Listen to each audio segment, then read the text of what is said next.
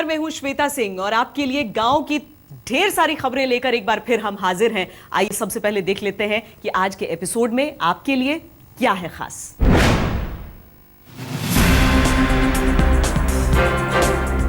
अस्पताल का मालिक चला रहा किराने की दुकान।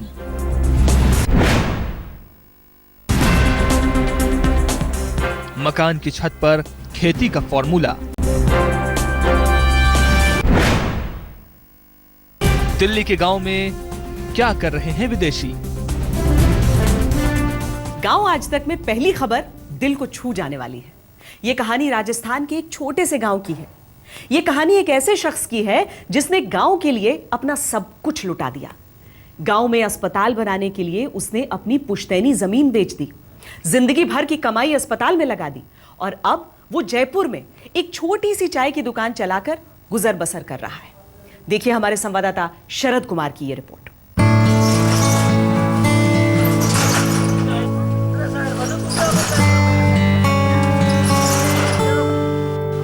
किराने की एक छोटी सी दुकान चलाने वाले इस शख्स की जिंदादिली की कहानी जब आप सुनेंगे तो इनके जज्बे को बिना सलाम किए रह नहीं पाएंगे। जयपुर से करीब 70 किलोमीटर दूर शाहपुर कस्बे में किराने की दुकान चलाने वाले हनुमान सहाय अग्रवाल ने गांव में अस्पताल बनाने के लिए अपना सब कुछ लुटा दिया।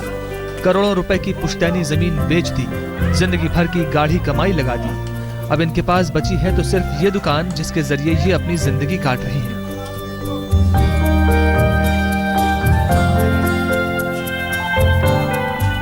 जयपुर के लुहाकना गांव में बना यही वो अस्पताल है जिसके लिए हनुमान सहाय अग्रवाल ने सब कुछ खर्च कर दिया। इनकी माने तो एक घटना ने इन्हें इस अस्पताल को बनाने के लिए प्रेरित किया। बात करीब 5 साल पुरानी है। बिहार के पटना में दुकान चलाने वाले हनुमान सहाय अपने बीमार भाई को देखने गांव लुहाकना आए थे।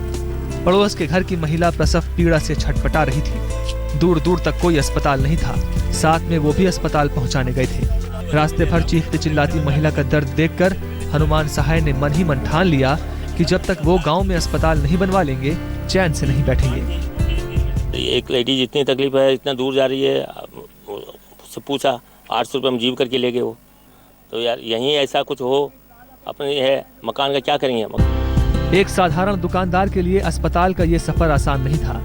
पटना की दुकान की जिम्मेदारी घर वालों को सौंपकर हनुमान जयपुर चले आए। एक बेटा जयपुर में भी रहता है। गांव से सटे शाहपुरा कस्बे में दिल्ली जयपुर हाईवे पर इनके पास 1000 गज में बना पुश्तैनी मकान था, जिसे इन्होंने 70 लाख रुपए में बेच दिया। बाकी अपनी गाढ़ी कमाई को मिलाकर गांव में करीब 1 करोड़ की लागत से अस्पताल बनवा दिया। अस्पताल में 27 कमरे हैं। डॉक्टरों और नर्सिंग स्टाफ के लिए अलग से आवास है। पानी बिजली की पूरी व्यवस्था है। अब यहाँ भागना पड़ता है, भावरे जाते हैं, कोई सांप लग जाता है, रास्ते में नदी अगर आ गई तो जाना मुश्किल है बरसात के टाइम पर। ये बहुत अच्छा हो गया, बहुत खुशी की बात है। सेठ जी ने अपने मकान दुकान सब बेच के यहाँ हॉस्पिटल बनाया है। हॉस्पिटल इसका आदि उद्देश्य से बनाया कि यहाँ आर्मी में 80% आदमी आर्मी में काम करते हैं। पीछे इनके कोई भी नहीं रहता, तो यहाँ से शाहपुरा जाने के लिए 16 किलोमीटर पड़ता है। तो ये हॉस्पिटल ही है, इसलिए बना है। जुलाई 2014 में गहलोत सरकार ने इन्हें अस्पताल बनाने की इजाजत दी थी। अब वसुंधरा सरकार ने डॉक्टरों की व्यवस्था कर दी है। अब इंतजार है तो सीएम वसुंधरा राजे का, जिन्हें अस्पताल का शुभारंभ करना है। सीएम का वेट है, सीएम का वो बात चल रही है, फाइल चल रही है। उनके यहाँ करीब अप्रैल 2015 में मैंने फाइल लगा दी थी, उन्होंने हाँ कर ली है। इस अस्पताल के खुलने से आसपास के करीब 25,000 लोगों को फायदा होगा। खासकर महिलाओं की तकलीफ कम होगी, क्योंकि बरसात के वक्त इस गांव का शहरों से नाता पूरी तरह से कट जाता है। हनुमान सहाय अग्रवाल कोई धंधा सेठ नहीं है। इन्होंने लुहाकना से लेकर पटना, पटना से लेकर जयपुर और शाहपुरा तक में जी तोड़ मेहनत कर पाई पाई जोड़ी। लेकिन गांव के महिलाओं का दर्द देखा नहीं गया और अपनी जीवन भर की पूंजी बेचकर गांव में अस्पताल बना दिया। पैसे के लिए दरकते रिश्तों और मारपीट के बीच ये एक सुकून देने वाली खबर है। कैमरामैन निखिल शर्मा, विक्रांत शर्मा के साथ शरद कुमार, लुहाकना, आज तक। शहर में गांव का एहसास लेना हो तो आप छत्तीसगढ़ के महासमुंद शहर घूम आइए। यहां पर एक शख्स घर की छत पर खेती कर रहा है। तकरीबन 5000 स्क्वायर फीट की छत को इस शहरी किसान ने अच्छे खासे खेत खलिहान में तब्दील कर दिया है। घर की छत पर धान की फसल लहलहा रही है। दरअसल पेशे से किसान ये शख्स बच्चों को अच्छी तालीम देने शहर तो चला आया, लेकिन खेती से नाता नहीं तोड़ पाया। लिहाजा उसने घर की छत पर ही खेती शुरू कर दी।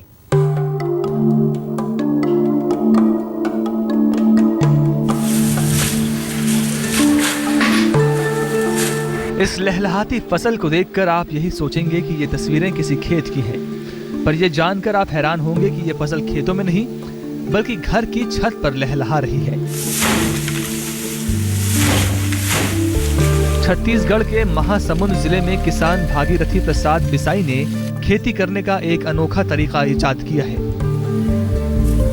इस किसान ने अपने घर की 5000 स्क्वायर फीट की छत पर फसल उगाकर साबित कर दिया कि इरादे बुलंद हो तो कोई भी काम नामुमकिन नहीं होता है। मैंने सोचा कि छत जो खाली पड़ी है, आजकल की जमीन जो सिकुड़ते जा रही है, अभाव होते जा रही है, छत के अंदर किस प्रकार की खेती की जाए।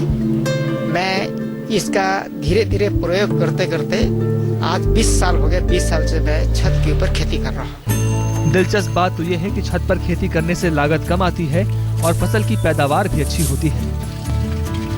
इतना ही नहीं, इससे किसानों को फसल पर पेस्टिसाइड और केमिकल का भी कम इस्तेमाल करना पड़ता है। यानी जमीन पर खेती करने से कहीं ज्यादा फायदा छत पर खेती करने में है। वैसे भागीरथी ने इस छत को खेती के लिए खास तौर पर तैयार किया है। छत में मिट्टी भरने से पहले वाटर प्रूफिंग ट्रीटमेंट लगाई गई ताकि सीपेज की समस्या न हो। इसके अलावा बारिश और सिंचाई के दौरान जल भराव की निकासी का भी पूरा प्रबंध किया गया है। इसमें कम लागत, ज्यादा उत्पादन, कीड़े मकोड़े से रहित और मन 24 घंटे जो हो इसी में खींचा जाता है। भागीरथी के घर की छत लोगों के लिए भी आकर्षण का केंद्र बनी हुई है। लोग दूर दूर से इनकी छत पर हो रही खेती को देखने आते हैं।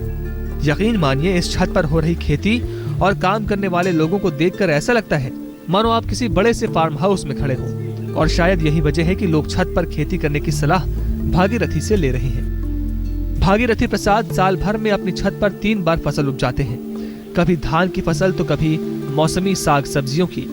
यानी पूरे साल यहाँ खेती होती है। खाली पड़ी घर की छत को इस्तेमाल में लाकर किस तरह अपनी कमाई बढ़ाई जा सकती है, ये कोई सीखना चाहे तो भागीरथी के इस प्रयोग से सीख सकता है, क्योंकि ये प्रयोग वाकई काबिल तारीफ है।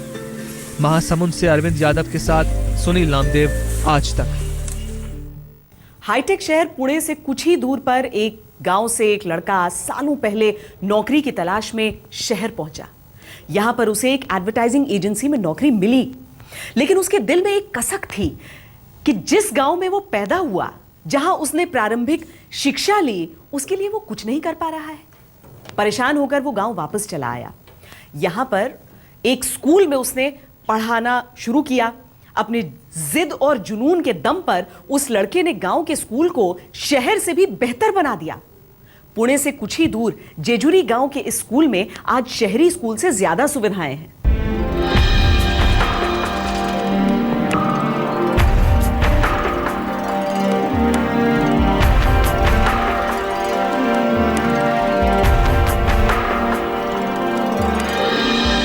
टीवी स्क्रीन पर जो तस्वीरें आप देख रहे हैं वो गांव के एक स्कूल की है।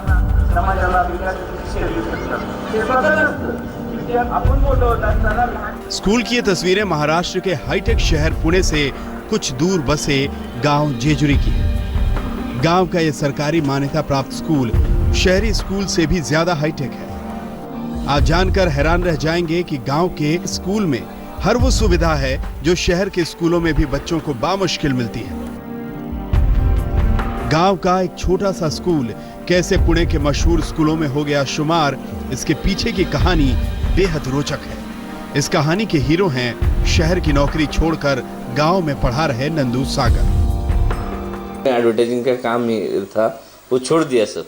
मुझे काम मिलता था, पैसे मिलते थे, लेकिन टीचर बनने का जो मकसद था ये मुझे शहर में पूरा नहीं हुआ था। इसलिए मैं गांव का एक संस्था ज्वाइन किए।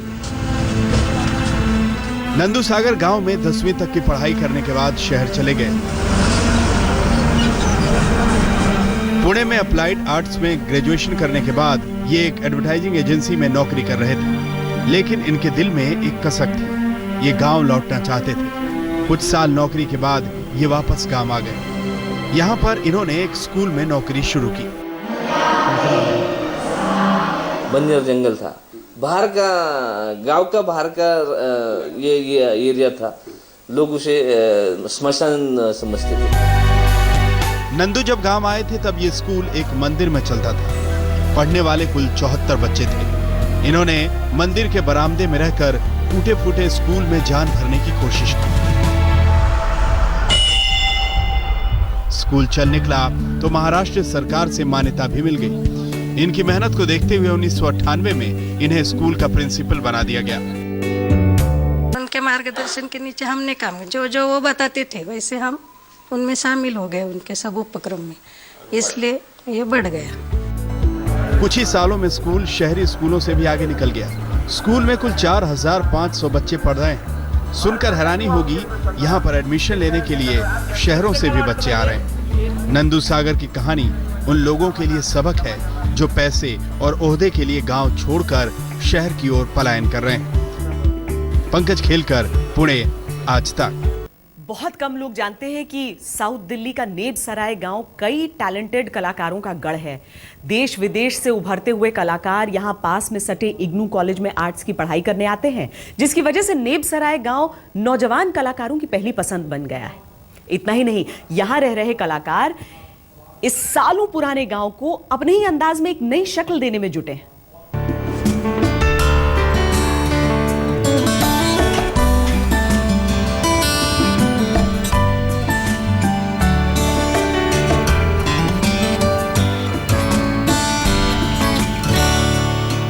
गांव की ये गलियां कुछ कहती हैं। रंग बिरंगे रंगों में रंगे ये घर एक दिलचस्प कहानी के चश्मदीद हैं। दीवारों पर बनी ये पेंटिंग्स गवाह हैं उस हुनर की जिन्हें मंझे हुए हाथों ने यहाँ उकेरा है। कला के प्रेमियों की दीवानगी दिल्ली के सालों पुराने नेब सराय गांव को एक नई शक्ल देने में जुटी है।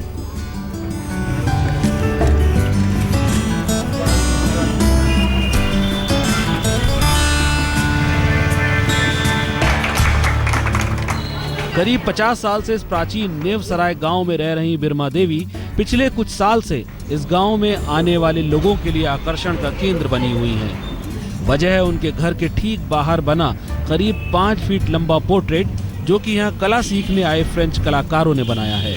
इसको 4 साल हो गए, हमारे इधर बनता है, उसमें बनाने वाले आए थे, उन्होंने बनाया, फिर बहुत अच्छा लगा हमें। बनाने वाले आते हैं बाहर के भी, इंडिया के भी।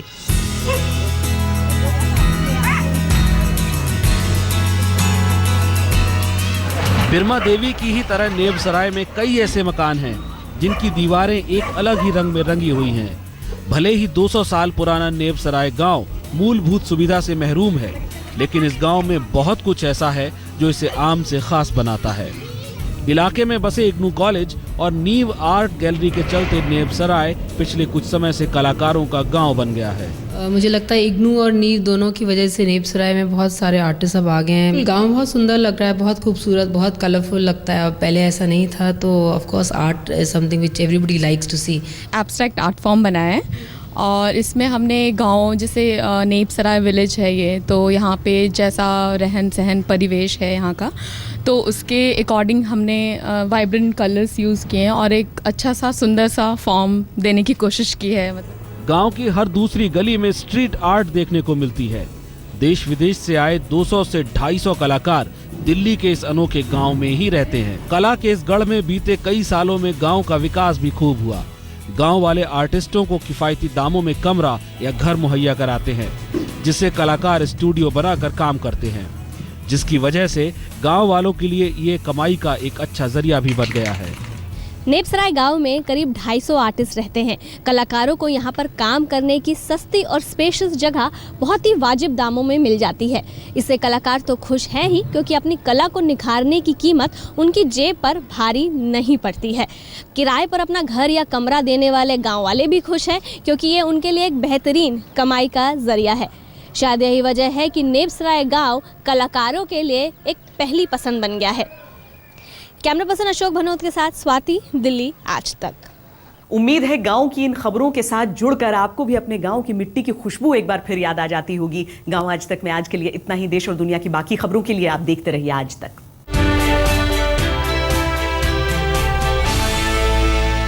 ये मामले पर इस वक्त का अपडेट यह है कि वित्त मंत्री अरुण जेटली अदालत पहुंचे हैं। उन्होंने मानहानि का केस दर्ज किया है आम आदमी पार्टी के नेताओं के खिलाफ और अपना बयान दर्ज करवाने वो दिल्ली के पटियाला हाउस अदालत में पहुंच